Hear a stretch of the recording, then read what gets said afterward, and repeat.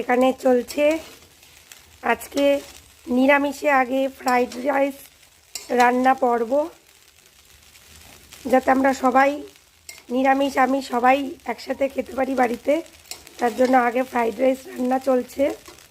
আর এখানে রান্না হয়েছে ইঁচড়ের তরকারি কাবলি চানা দিয়ে, তো এটা কমপ্লিট রান্না। আর এখানে ফ্রাইড রাইস রান্না চলছে অলরেডি, এক সসপ্যান আগেই রান্না কমপ্লিট, এখন বাকি রান্নাটা এখানে চলছে। আর এখন আমি এক্সট্রা করে আবার আমিষে করব ডিমের কারি। তো দেখা যাক, রান্না বান্নার পর সবাইকে খেতে দিয়ে তোমাদেরকে দেখাবো কেমন রান্নাটা হয়েছে, ওরা নিজেরাই খেয়ে বলবে। তো এখানে হচ্ছে গরমা গরম ডিমের কারি,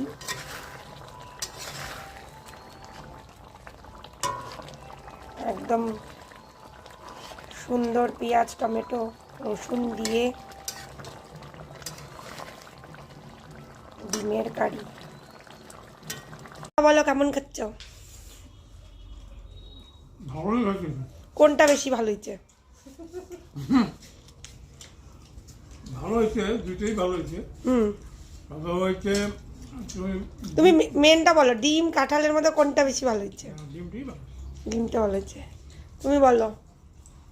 ডিমটা হচ্ছে ডাবলে, কাঁঠালটা এখনো খাই নাই, ফ্রাইড রাইসটা হচ্ছে প্লাস। আচ্ছা, কেমন খেয়েছেন? এই যে আমার এই যে পাতা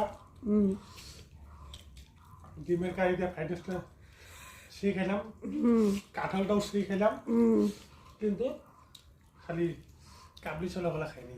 এই যে কাবলি ছোলা আছে